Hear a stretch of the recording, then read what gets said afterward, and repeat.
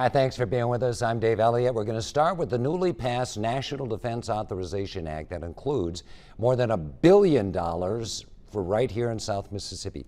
U.S. Senator Roger Wicker is right here right now in the studio to talk about it. Good to see you, Senator. And thank Good to be here, yes. Well, let's talk about this. $886 billion, that's quite an increase over last year, pushing $1 trillion. Did you get pretty much everything you liked in that package? I know you didn't, but... Well, no, we're not spending nearly what we need to do to... $886 billion? Okay, well, look, we've got China that says they want to go to war against Taiwan by 2027. We're not ready for that. We need 20 more submarines. But this moves us in the right direction. I'm glad we had the bill. I'm glad we got an increase. I'm glad we're able to get our troops a big pay raise. Yeah, well, I want to talk about that in a minute. Okay, I think that's one of the biggest things because we have a recruiting problem going on in our military services. You know, with the exception of what we're seeing in Ukraine with a kind of an old-fashioned 20th century ground war, it's 2023. Do you think this money is going towards things more for the 21st century? Cyber, drones, Air Force? I know you're big on Navy. Well, you know, we're in one thing we do in the NDAA that we just passed, and we hope the president has signed by the time this is shown. We use cyber against the cartels on the Mexican border. And this is the first time the National Defense Bill has authorized that. I think it's an important step. The other part of it needs to be the supplemental bill that we hope is passed next week or sometime before New Year's to add something about the border. What was the debate like in the Senate, in the House, between Democrats and Republicans on this defense authorization? How would you characterize it? I think we have some good conservative wins that the Democrats didn't want to give us. For one thing, on diversity, equity, and inclusion, DEI. Which I think is one thing that hurts recruiting, because they're hearing from active duty people that there's a lot of wokeness in the military, and some young people who want to come and help fight and serve their country in a hard job, they don't want to fool with that. So we have established an important part of my Merit Act, which says promotions are going to be based on achievement and not on race or sex or anything demographic. It's a huge victory.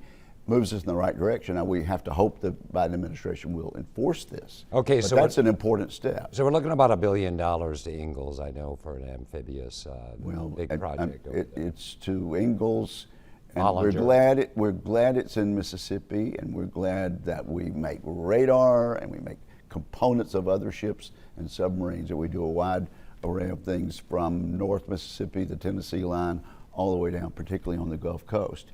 But we do it in the interest of national security. I'm glad the jobs are here, and it's going to actually mean another ship that is authorized. But more importantly, we stopped the administration from actually retiring some ships. They had this idea of divest to invest. We'll pull some ships back in. We won't have to maintain them anymore. We take that money and start on new ships. Every admiral you talk to, every general in the Marine Corps says we need way more ships than we have. We have below 300 now. We need 355 or more.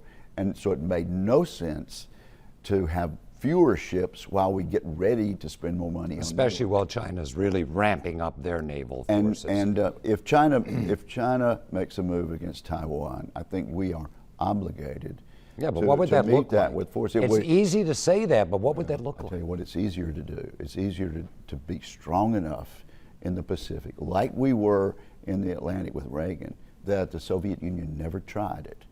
And if we could get our Navy where it needs to be, if we could get our submarine force where it needs to be, and we've got new help from our friends in the Philippines, Australia, South Korea, even Japan, if we can be strong enough, China will back away from this threat. Let's go like to Israel. The Soviet Union. Let's go to Israel. The October 7th terrorist attack. The IDF now, Israeli Defense Forces, are an aggressive campaign to try to rid Gaza of Hamas, a terrorist organization. A lot of people in this country and just about everyone around the world is calling for restraint, calling for a ceasefire. Where are you on that? I think we need to be as careful as we can to avoid civilian casualties. But let me tell you this. It is an international war crime for a group like Hamas to take civilian prisoners and use them as a shield against attacks. That it has been recognized by the Geneva Convention as a war crime because it's so despicable. And so you have to expect this. Hamas is the group backed by Iran, just like Hezbollah is, just like those Houthis are down in Yemen. They are a group that wants to end the state of Israel Terminate altogether. them. Absolutely. Wipe them off the face Wipe of them the off from the sea to the river. I don't know if people understand that. That's the Jordan River to the Mediterranean Sea. People are talking from the river to the sea. That means eliminating Israel. Some of these The protesters. position of the Israeli government, under whatever party's been in charge for decades, has been that Israel can live peacefully alongside the Palestinian Authority. Some of them in Gaza and some of them across near to the West Bank. It is the Palestinian, it's the Hamas part of Palestine that says we want Israel to go. Not one single Jew gets to live in Palestine anymore. And that's unacceptable. Another thing, Ukraine. You've been very supportive of the aid we've been sending to Ukraine. What I don't understand is the White House has put this $110 billion package out there that is aid for both Ukraine and Israel. Why can't you separate those two? There might be a senator who says, I want to support Israel, but I think we've given enough money to Ukraine.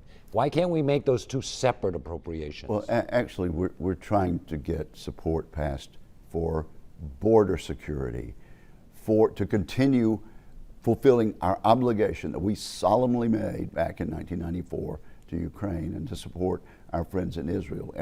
And make no mistake about it, the people in Mississippi support Israel.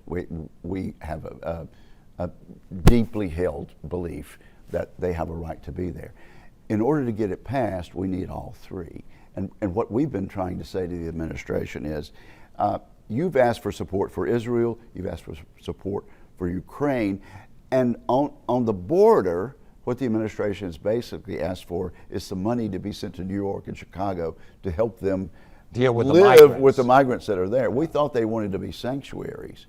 Now they've decided being a sanctuary city is not so great when they can't house them. We want that money to go to stopping the problem at its source. 10,000 illegal immigrants per day. Multiply that times 365. And they're not just coming from the triangle anymore. They're coming from all over the world. They're coming from China. Yeah. They're coming from Iran. We know there are people on the terrorist list. We can't say much more about that because some of it I've learned in a classified setting. But there are dangerous people coming across the border. So helping our allies in Europe and the Middle East is important. But border security is national security, and the supplemental simply will not be passed unless the administration gets serious about a real border security provision in the supplemental. Senator, well, we're going to take a quick time out. Okay. When we come back, we're going to talk about some more issues. You're up for re-election next year, aren't you? Oh, we'll talk about that and more. Stay with us here on WLOX News.